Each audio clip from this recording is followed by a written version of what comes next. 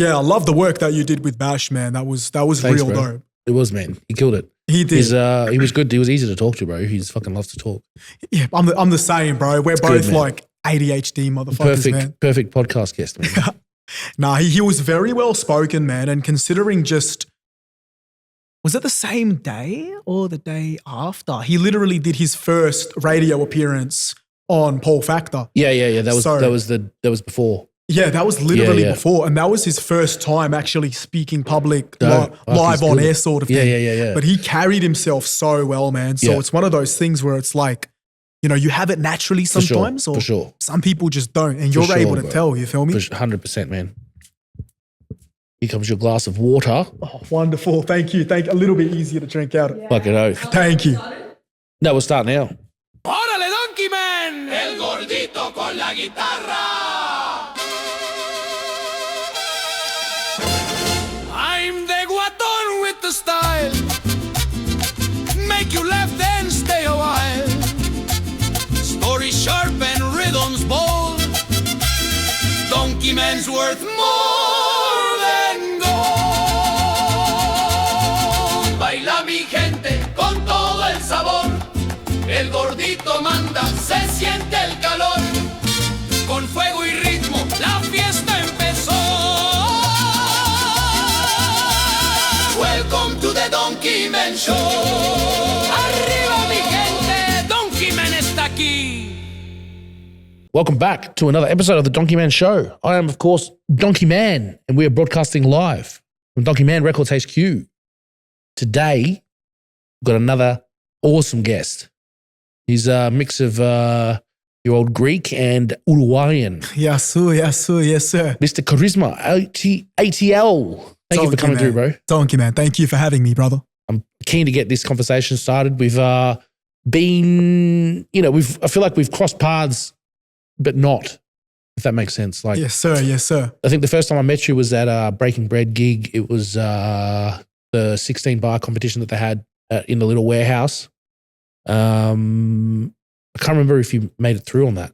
No, I ended up losing to Creation, but he ended up winning the entire thing. Yes, so if I was to lose to anyone, you know what I mean? It would have been Creation. For sure, bro. He ended up opening for 360. Yeah, dope MC, super fucking talented, man. And he's representing the West Side, man, where I'm from. So shout out Creation, 100. Shout out. I've had him on this episode, on this podcast before. He's a dope guy. Absolutely. But I mean, you ended up then going to win the most recent Breaking Bread competition. Yeah. Congratulations on that, man. How was that? What was that like? It was beautiful, man. Yeah. It was one of those moments where, I walked into the venue hesitating and not really wanting to be a part of it. So it was one of those things where Breaking Bread had announced it on their story and saying who would be interested in participating in a 32-man freestyle hip-hop tournament. Dope. And it sort of took me back to when I used to do it, back at Laundry, back at Half Naked, Almost Famous in Footscray. That was the first time that I did it with Breaking Bread. Dope. And I ended up knocking out Vanguard and getting close to beating Young Philly, but it was one of those split decisions, one where judges ended up giving him 2 points, like in his favor sort of thing. Yeah. So I guess that made me a little bit more hesitant to try it again because I'm currently working on an album. Mm-hmm. But I thought, you know what? Why not, man? I want to show out. I want to be there for the community, give it a go and just let people know, like, I haven't vacated from the scene. Yeah. I'm still here. Yeah. I'm still showing out, doing my thing. So stepping in there with that hesitation, it was very much there. It was very much a very, do or die sort of situation. I'm at the venue. Now that I'm here, all of these people, you're doing it in front of people like Greeley, Scrub, of course. Shout out to all of the judges, all of the hosts. And I don't know what just came over me. As soon as I knocked out the first opponent and I saw the people's reaction, it was just one of those things where it was like, yeah, I'm in it. Yeah. Got through the qualifiers. I got to put my heart in it now. So it ended up working out in my favor, which I did not expect at all. I've never even made it through to a top 4 before. So I was calling up all of my friends. I was calling up family. Like, this is my first time getting to a top 4. So already I'm having early celebrations thinking that I'm not going to make top 1. Maybe you've already won. Yeah. In your mind, In my mind, in my heart, I already won and I've already achieved what I was happy with. But to just come through and just take it away. And it was an amazing feeling. It was a beautiful moment. Yeah, that's good, man. I'm really happy for you, bro. You fucking absolutely killed it. I've been following you since that day that I met you. I've been following your progress and you've been killing it time after time. Your track that you released with Greeley, fucking awesome. Thank you. And then your most recent track, 03 Kurt Angle. Thank you. Fucking great. That reminds me, I've got to do my Uncle Rico. He's actually decided to start, he's training for WrestleMania. Yeah, right. Yeah, True. Yeah. He don't know why, but he thinks he's gonna get there. And the guy tried to do his entrance walk and he lost breath. He can't even walk. Like out of the curtain. Yeah, bro. I don't know how he's gonna fucking do it, man. It takes a lot of cardio to be able to not only, last the amount of time that they do in the ring, but to pull off some of those stunts and get thrown into the mat, thrown into tables and chairs. Like, I don't know what the WWE is like now because I grew up watching like PG era and I was. How old are you? I'm 23. 23, yeah, okay. But I was so into. So you saw like, you were more in the ruthless aggression era with like John Cena. Ruthless aggression, like PG era. Yeah. But I religiously go back to the Attitude Era when they had Steve Austin, Kane, Undertaker, and some of the shit that they copped, man, like Mick Foley, like all of the shit that Mick Foley had happened to him. You know what I mean? The GOAT. Yeah, 100%. I don't know if it's as crazy as it is now because they've sort of shifted into a more. It's definitely a lot safer. It is. Like I was watching a video. So you know how Mick Foley fell off the top of the cage, Hell in the Cell. Yeah. So now, like when they do that, or even if they get hit onto the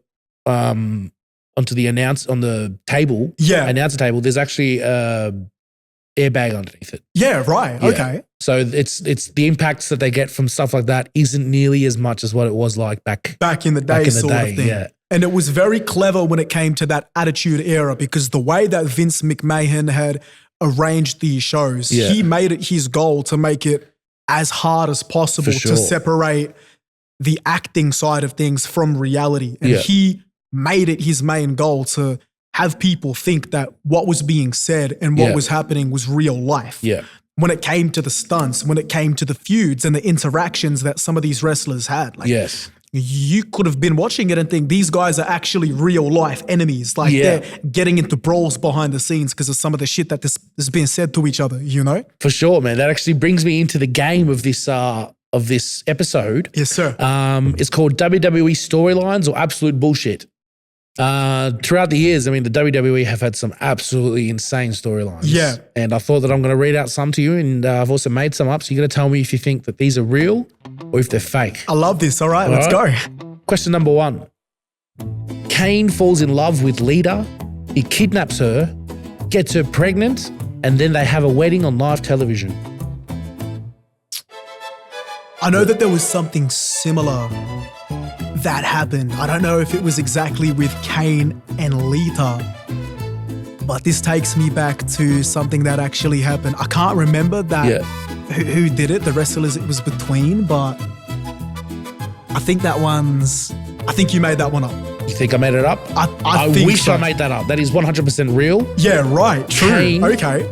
Definitely. This is fucking wild, dude. Yeah, wow. Kane fell in love with Lita, kidnapped her, I assumed raped her, got her pregnant, and then made her marry him on live television. That's definitely Attitude Era. Yeah, that could only be Attitude Era. Yeah, bro. That's like the end of Attitude Era. Bro. Wow. This is fucking wild. Question number 2. The Undertaker dies. He then returns as a biker. He then gets buried alive, returns again, and nobody seems to be concerned. I think that one's true. That is 100% true. That one's true. I remember Undertaker's biker era, and that was so bad. When he came out to Rolling by Limp Bizkit. It was badass. I feel like badass Undertaker. That era was very underrated when it came to the Undertaker because everybody knew him as the dead man with the hat rising out of the coffin, but nobody seems to speak on his badass era with the bandana. For sure. That was bad. That was cool. That was fucking Harley Davidson, fucking riding around the ring. It was rolling. Good, he was like one of my favorites. He was watching like even, and you think, when you read the plot line of The Undertaker, you think like, fuck bro, how did something like that even make it that big? Oh yeah, 100%. But it's just like, it's fucking awesome. Of course he did, bro. Of course he fucking did. All right, let's do another question. Question number 3. A wrestler claims he was raised by wolves and communicates only through barking for 3 months. I don't know. Can I ask for hints? Sure, yeah. What would you like to know? You can ask me about it. Would this have been in the, if it's real, would this have been in the PG era? No. I think you're capping. That is correct. I think you're capping on this one. Yes, 100% I made that up. It does sound like something that Vince would pull for the PG era. For sure, But yeah. I think that one's a cap. You are correct. That is 100% correct, man. Did you watch it like religiously growing up every week? Every week I would. I'd actually watch the WWE with my grandfather. Rest in peace, my grandfather. Oh shit. Yeah. He had a chair right next to the TV, and I would sit right in front of the TV on the floor. This was at the point where I thought wrestling was still real. Yeah. I think it would have been either the Ruthless Aggression era or the PG era. 2008, I think that was maybe the beginning of the PG era. Like back Yes, when I it think was, so. Yes. like Yeah. Edge and Batista, like Christian, yeah. all of that shit. Yeah. And we would just sit in front of the TV and we would cheer on the wrestlers and get mad and swear at the TV. Like my grandfather taught me my first few couple of swear words. I'm Greek on his side. Yeah. He wasn't too fluent in English, but that man knew how to swear. Malaka. Oh, no. He Malakis swore meno, is that he one? swore in Yeah. English. Oh, Like, really? In that English? man Yeah. swore in English. And as soon as my mum heard me say motherfucker at 5 years old, he went straight to grandpa, you're in shit. Yeah. You're in shit. Because my mum didn't swear around the house. Yeah. Dad didn't swear around the house. After school, I would go to my nan's and my grandfather's because she was at work still, and we would hang out with them and watch TV. And I'd come back home with an arsenal full of swear words. Yeah. And she knew exactly who it was. So that's funny as hell. Fucking granddad. The best, man. It's the best way. Yeah, bro. Like so when you consumed it, 2008, I'm guessing it was through Foxtel. Most likely, like Fox 8, I think we're airing it then. I think so. Yeah. Yeah. My grandfather had a couple of DVDs actually dope. as well. Like, Who's your favorite? who's my favorite wrestler? Favorite wrestler of all time? Oh, man. I can't do favorite. Could I do like a top 3 or a top Do 5? it. Who's your Mount Rushmore? My Mount, you're going to give me 4. My Mount Rushmore, are we talking about personal or bro. all time? Personal, who you fucking like fuck with, like this is All right. obsessed So with. who I fuck with, I'm not talking about greatest of all Yeah, of time. course, My yeah. favorites have got to be, of course, Kurt Angle, Jeff Hardy, The Rock, and I'd say it'd be a toss-up between Stone Cold Steve Austin and Edge.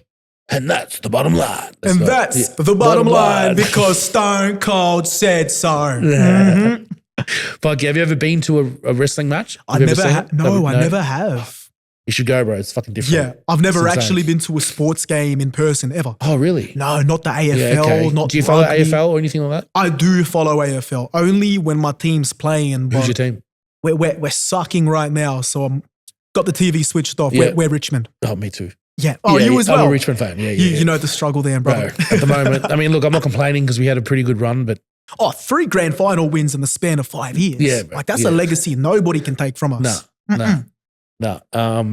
And I mean, even like individual players like Dusty getting 3 fucking Yeah. 3 medals, like it's there's that whole era where it's like, yeah, fair. Yeah, we had a lot of goats on that Richmond lineup, man. I can't even lie to you. Fucking oath, dude. All right, let's do another question. Question number 4. This one's one of my favorites. I shouldn't have said that. Eugene is introduced as Eric Bischoff's nephew and is portrayed as having a developmental disability while wrestling. That is true. That is 100% true. That is true. I remember that. I cannot believe, like, he was mentally retarded. Yeah. It was all an act, Yeah, but like of course, I yeah. remember So good. watching all of the scenes, and it would have been, was it Attitude or Ruthless Aggression? I think it was Ruthless Aggression. Yeah, Yeah, it was yeah. Ruthless. Yeah. Yeah, I remember that. It's fucking the best. It's great. If you could actually let's talk about your most recent single, Yeah, of course. Kurt Angle, 03 Kurt Angle.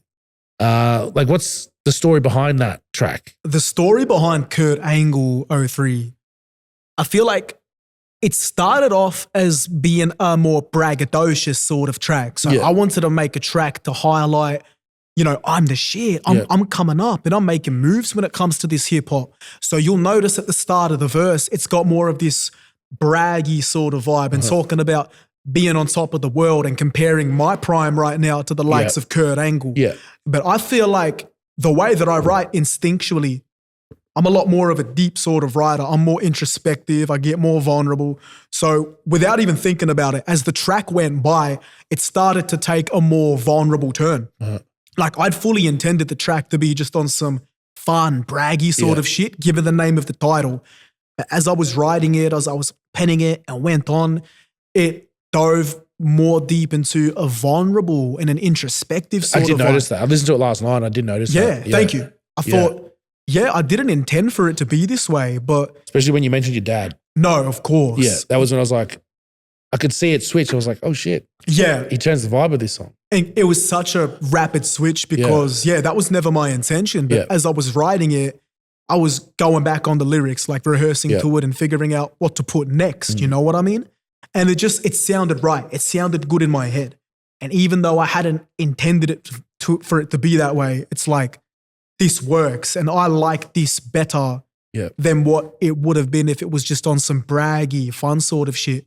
So I ended up being happy with a product that was meant to be completely different. I was more happy with the outcome. And then that inspired the music video, which I did dope. Thank you, man. Fucking awesome. I went to do a more minimalistic sort of vibe for the video. I wanted it to act sort of as a montage for the things that helped my physical and mental health when I was on my 3-month hiatus started this year.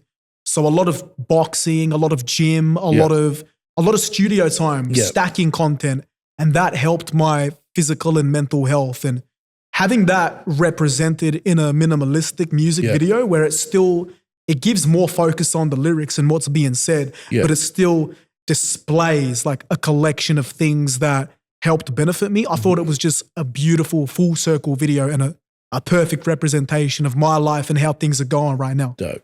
That's cool, man. That's a really good fucking explanation of your song, dude. It's awesome. Thank you. I find it, like I do this a lot, and every time I ask it, it's always a very short answer, but you fucking killed it. That was a good, that really kind of like made it, like I get it now. Yeah. As well. Like I feel like I got it before, but subconsciously until I heard you say that and I'm like, oh fuck, yeah, okay. Yeah. That's exactly what I saw. I feel like, I don't know, I've always been a more introspective thinker. Like a lot of people, they make music, they have direction, they have a concept. Yeah, all cool, done. But I really think deep. And a lot of my friends, a lot of my family members notice that I really think of shit deep, and I tend to speak about certain topics, and subjects and conversations and really dive deep into the nitty-gritty. And that's no different to my music, to the lyrics that are being written, to the music videos that you were seeing. Everything has been planned out and everything has been thought of and carefully structured to not just make a music video and call it a day, but make it a conceptual piece that makes sense from start to finish. And that's always been my sort of thing, 100%. What was it like when you saw Kurt Angle liking the post? I thought it was crazy. Like I had to double check because obviously. You're like, is that a fake account? Is that actually Kurt Angle? Like what the fuck is going on? Nah, literally. Because it was different time zones. So he must have liked it when I was asleep, like maybe 3 or 4 in the morning or something like that. So I had woken up, like checking all my notifications. I'm checking Facebook, just checking Instagram, keeping up to date with comments. And I'm looking at the video notifications for the trailer that I had put up. Kurt Angle liked it. Like, hold on. I tapped the username of the person that liked the video and no shit, verified 1.8 million followers. It was Kurt Angle. So I'm like, what the fuck? This is hectic. This is crazy. Then I'd put out the Out Now trailer, which was maybe about a week ago, and he ended up liking that too. No shit. Yeah, I swear to God. He ended up liking. So you're on his algorithm. Yeah, he liked the Coming Soon trailer and the Out Now trailer, which I think, I'm so happy with that. Like, I'm more than happy with that. Did you tag him in it? I did tag him in it, but for somebody like Kurt Angle, you know, that's probably awesome, getting notifications, DMs, like fucking tagged you in this 100,000 fucking times every day. You know what I mean? Without a doubt. For him to pay mind on my stuff, that's paying homage to his prime. It's like, Yeah, it's crazy. Kurt Angle's actually tapped into Charisma ATL, wild, which is crazy saying out loud, but it's nothing less than the truth. I mean, he saw the trailers and he liked them. Yeah. So I was like, oh shit, like shout out Kurt Angle. Fucking like, damn. shout out. If you're watching, we know that you are. Like this episode. Shout out Kurt Angle. Yeah, doesn't it make it like feel like it almost like makes the world seem so much smaller now all of a sudden? It really like does. Grew up watching this guy on TV. Yeah. And now he's liking your content. You're somebody who made the fuck? Brock Lesnar tap. Somebody who put Shane McMahon through that fucking glass pane, bro. I know you remember that one, man. He broke his neck. Yeah. Broke Shane's neck, yeah. He broke his own neck as well, too. Broken freaking neck. Yeah, bro. Three-time Olympic gold medalist. Yeah, man. With a broken freaking neck. Yeah. He's an animal. He is.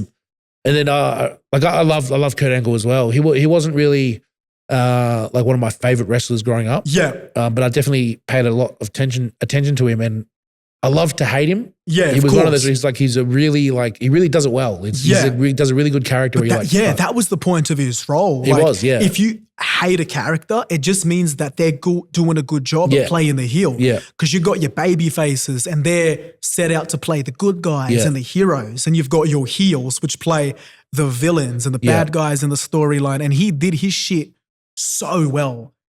Yeah, it was amazing. And the one thing that I notice about Kurt Angle as well is, compared to all of these other wrestlers, they have gimmicks. Yeah. So when it came to John Cena, you had the basic thugonomics, you had the jerseys, the throwbacks, the you can't see me.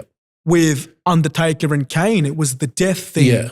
When it came to, I don't know, let's say MVP, he was the street, he was the player. Yeah.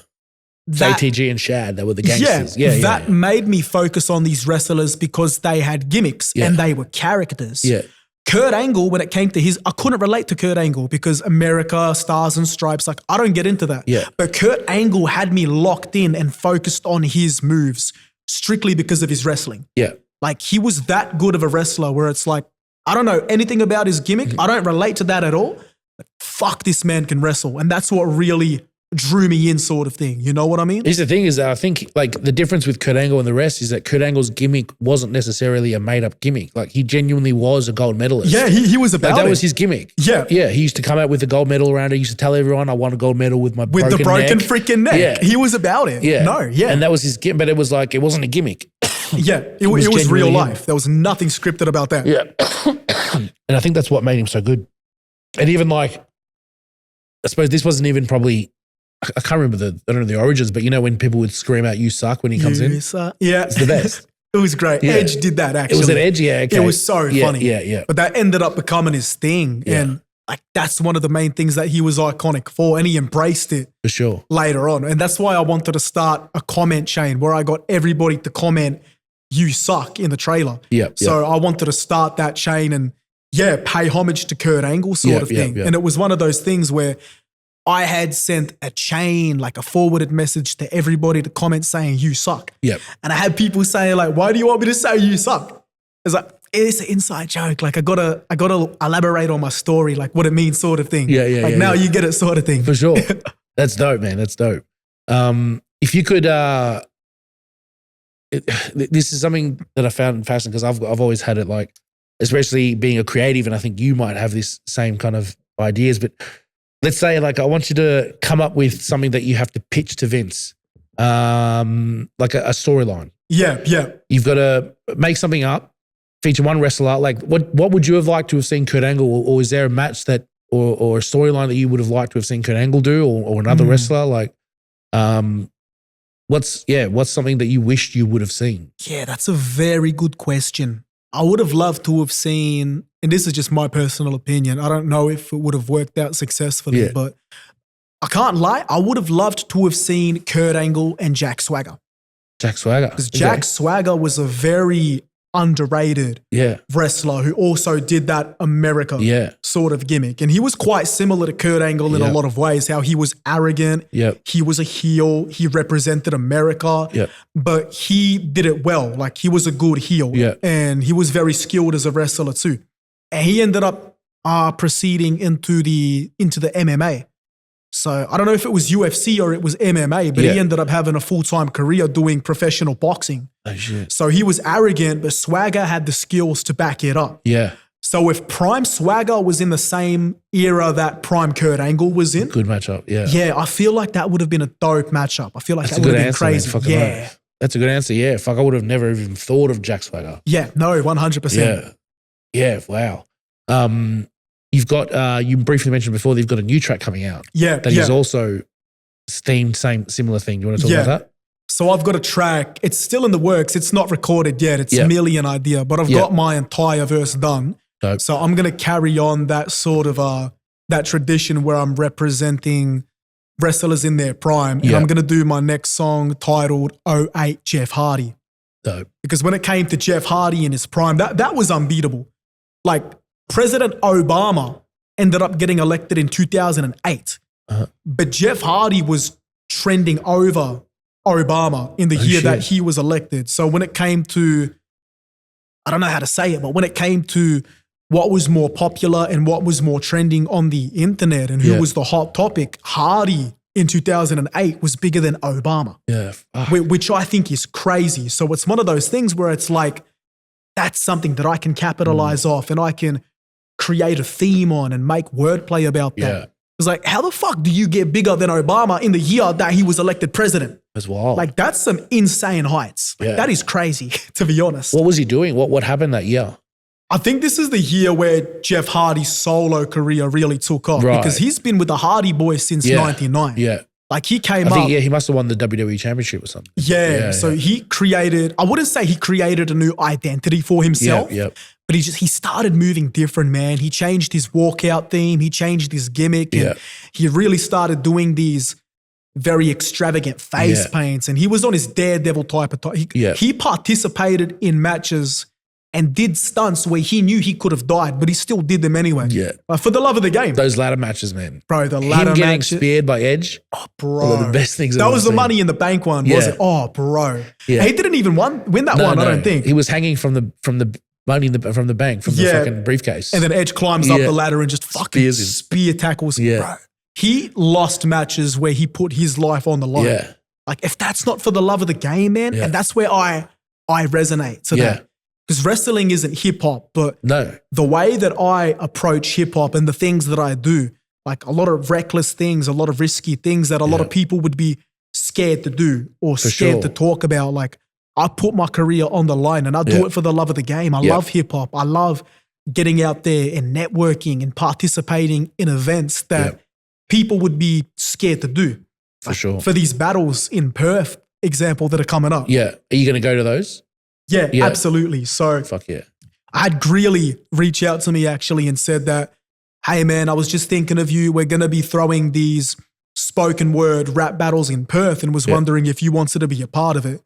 And he had apparently asked quite a lot of people prior to asking me who were in that 32-man freestyle tournament, and they all turned it down. Right. So it was one of those things where it's like, how are you going to turn down an opportunity like this? Number one, it works out very well for me because I got family who stayed down in Perth. Dope. My abuelo's house is 17 minutes away from the venue that they're having the rap battles at. Awesome. And if this is a way that I can showcase my abilities, not only as a writer, but as a performer and take my shit interstate, it's like, why wouldn't you do that? For sure. So they've given me my opponent already. They've given me Smithy, who is a Perth battler. He's been doing it for quite a long time, actually. He's quite an experienced rapper in the battle scene.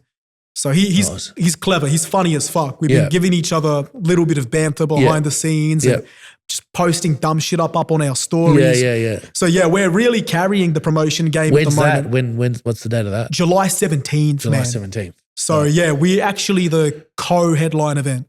So the main event of that Perth Breaking Bread rap battles, it's Cortex and Greeley. Okay. And they're actually doing a compliment battle, which I think is funny as fuck. Dope.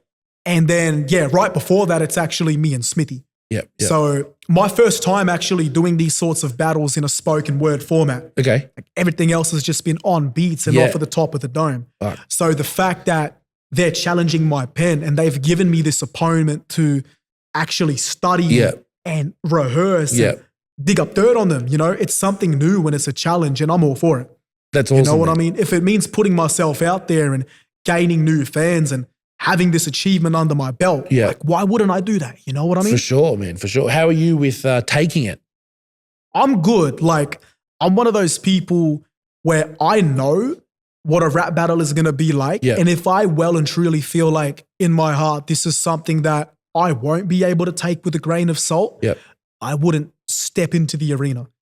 It's like sure. stepping into a lion's den. If you're not comfortable with the fact that you're And going then to be being surprised that eaten, there's a lion. yeah, you probably shouldn't go in there sure. if you know that you're going to get chewed the fuck up. So For it's sure, one of those things where it's like, you know, it's all for the love of the game. Like, I've spoken to Smithy quite a couple of times, like over Instagram, Yep. and he's actually a pretty dope dude. Yep. Like, he's funny as fuck. Like, he's really dope with his content. Yeah, cool. But yeah, like outside of that, he seems like a super dope dude. Yeah, yeah, so I'm that's good awesome. to, really cool to catch up with him and get a couple of drinks before the event and Fucking oath, man. let there be war, let there be carnage. For sure, bro. For sure, man. I'm keen for that kind of stuff.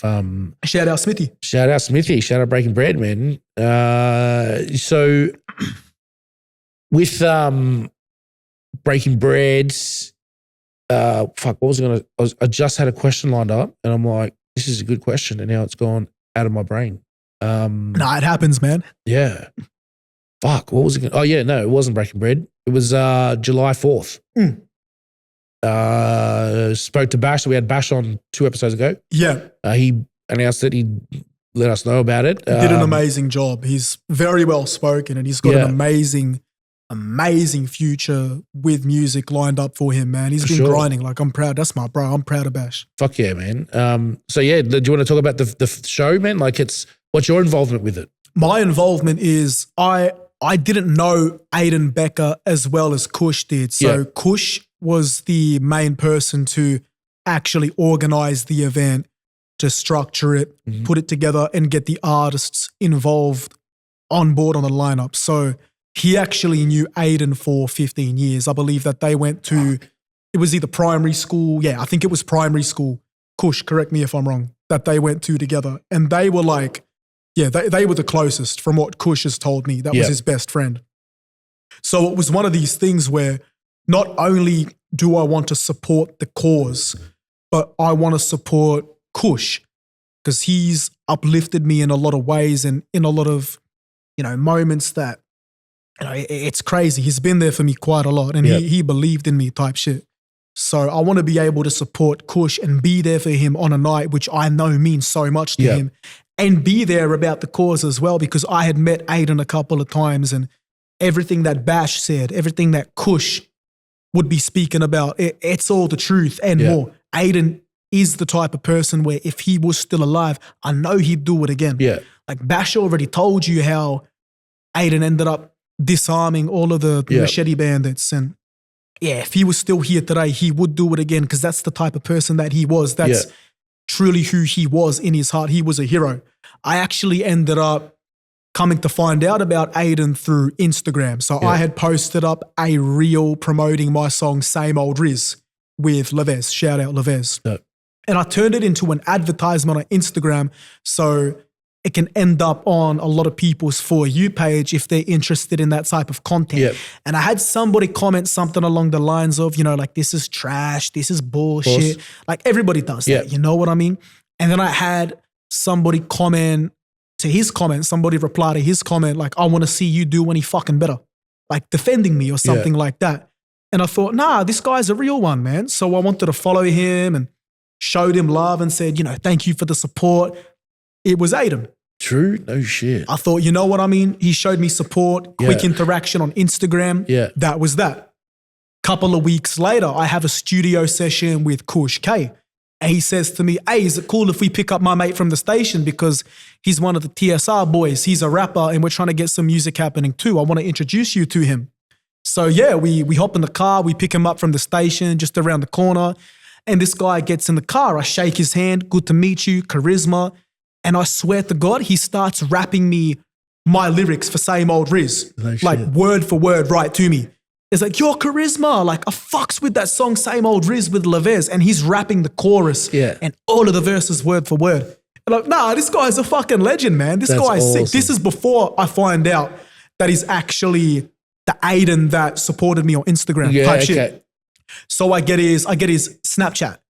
And then I say, hold up, like you're the Aiden Becker that supported me on IG, who made that comment sticking up for me type shit. And he said, yeah, bro. So I was like, nah, you're a real one for that, man. You don't even know me like that. And you automatically showed me love and you straight away went to support me. I was a stranger to you, didn't know who I was, but you were there to show me love and be there for the boys, you know what I mean? And that was just who he was. That's like awesome. you met him once or twice and he was consistent. Like that was the way that he would be for the rest of the days. And I know that's why him and Kush maintained such a long friendship because that was in his character. That was truly who he was. Fuck. And even though it's such a horrible and sad way to go out, what happened to him, it completely undeserved. Yeah. Like nobody in the world should ever have to endure something like that. Not him, not his parents. No. But he would have done it again.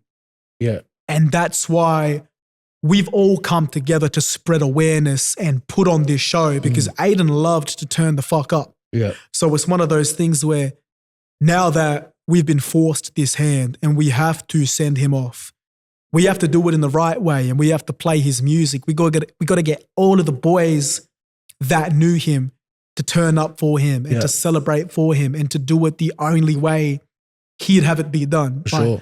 Loud music, all of his boys there, some good looking women there as well. You know what I mean? Yeah, man. So all of us being there to support the cause, to support his family and raise awareness when it comes to youth violence and machete crime because enough is enough.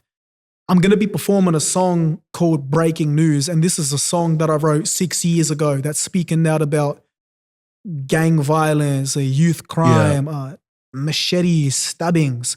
A song that I wrote 6 years ago, I still have to perform, and it aches me because we shouldn't be at the point where 6 years later, not only is it not changed, but it's getting worse. Yeah. Like it's absolutely, I wrote that song about my friend who was stabbed and killed in high school. He was 15 years old when it happened.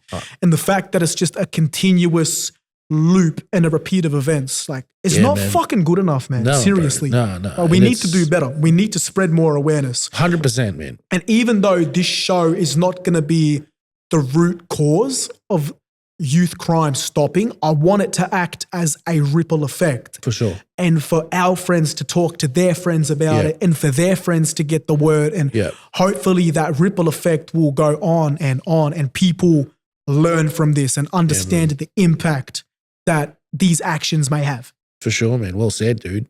Fucking well said, bro.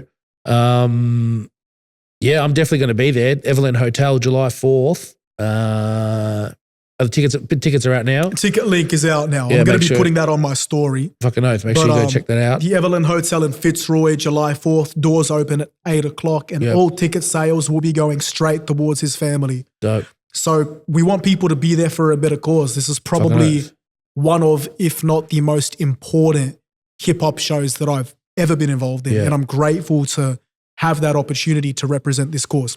And is it all 7X performing? All 7X and Kush's rap group TSR. TSR, yes. So TSR, that's Kush's original rap group, but we do have Kush K involved in a lot of the 7X projects as well. Yeah. And it's absolutely awesome. I think that with the 7X boys, some of the boys, for example, let's say like Kush, like Ozzy Joshua, he's a producer. Yeah. But some of these boys I've known for years. A lot of the other boys I've only known for a few months. I met them at Aiden's funeral. But it's one of those things where we're not actually forcing a rap group just for the sake of having a rap group. Something that happened in a tragic way has brought us all together. And now we're uniting for a more divine purpose. Like we're uniting and we're putting our minds and our hearts together in a creative, heartfelt sort of way, because that's what Aiden would have wanted to see. He would have wanted to see unity and he would have wanted to see love and creativity and amazing music being made alongside like-minded people. And I know he's looking down and I know he'd be so proud that only in the span of a month and a half, if that 7X is coming to fruition and now we're really creating a foundation and laying that down and making a wave, like creating some motion for all of us boys. Fucking oath, man. Fucking oath, dude. Shout out 7X. Shout out to Shout out all of them, everybody, bro. man. Yeah, my brothers. Far out, man. Fuck, what a good episode, bro. We've been gone for 40 minutes. Is there anything that you wanted to share before we finish off? Like anything you wanted to bring up that we haven't spoken about yet that I may have missed? Man, Actually, I've got a question. Where did the name come from? Charisma ATL. Charisma ATL. So the ATL stands for always touching lives and always teaching lessons. Oh. When I was young, I was maybe 14 or 15 when I was given the name Charisma by one of my friends. But it's not enough to separate yourself from the millions of other charismas that could be out there. You know what I mean? It's a cool name. So it took me a while to actually think about what can separate me from the rest of the charismas, or, you know what I mean, out there. Or the Riz. Exactly. Not enough. Not enough Riz compared to me. Yeah, no. But ATL, something that I do through my music. I've got that subject matter where I motivate and I create conceptual pieces that make people think and maybe snap them into a bit of realization and talk about the risky, real shit. That's my brand. That's my persona. So I've even got that tattooed on me. So it's one of those things where I live that. Yeah. Not just in music, but in real life. I live that. Yeah. Because when it comes to people coming up to your shows after you finished a set and saying to you, your music got me off of the drugs, your music got me back into the gym, that's your magic working. That is your gift. That is your craft being put to good use and using music as a vessel to do that. The most universal thing in the world, music, is at your dispensary, but it's up to you to consider how you use it. Because music, it's merely the vessel. It's about the way that you use it. You can either use music for good or you can use it for evil. Absolutely. And I want to create that ripple effect that'll help change the world and inspire people to move better so we can create generational love and peace and awareness to everything that's happening around us right now, because it's not pretty, Donkeyman. It's not pretty. It's not, bro. It's not. No. And it's really sad. But, there's people out there like you and trying to change it and trying to bring some kind of light into this world. And all that I could do is give some kind of platform to help showcase it. And bless you for that, brother. Thank you. No, thank you, man. It's like I couldn't do it if you didn't say yes, Of course. So the thing, like, is I couldn't do this shit if people didn't say yes to coming on. So I appreciate all the guests that I have on. Like, it's fucking awesome. And thank you so much for coming through, man. I know it's a long drive for you, but you made it and we did it. I wouldn't be anywhere else. I wouldn't miss the opportunity. So thank you for having me on board and allowing me to voice myself onto your platform and further get out there. I'm very appreciative for the opportunity. Oath, bro. Maybe we'll definitely have you back on when you release Jeff Hardy, I think. I'd love to. Jeff Hardy would be dope. There's going to be a crazy feature on that one too. Yeah. 08 Jeff Hardy, I finished my verse. Dope. I've gotten some vocals back from, I'd say, probably one of the most influential Oz hip-hop artists in the scene. Nice. I'm not going to say too much. No, but stay tuned. But absolutely stay tuned. We're making moves and it's crazy. Catch the wave or drown. That's all I'm going to say. Awesome, bro. Thank you so much, Charisma ATL, for pulling up. Thank you for having me, Donkeyman. You're a legend. Don't forget to like, subscribe, go do all that good shit. Follow Charisma on Instagram and all that stuff. And we'll see you next time. Peace. Thank you. Amen. ¡Órale, Donkeyman! El gordito con la guitarra. I'm the guatón with the style. Make you laugh then stay a while. Story sharp and rhythms bold. Donkeyman's worth more than gold. Baila mi gente con todo el sabor. El gordito manda, se siente el calor. Con fuego y ritmo la fiesta empezó. Welcome to the Donkeyman Show.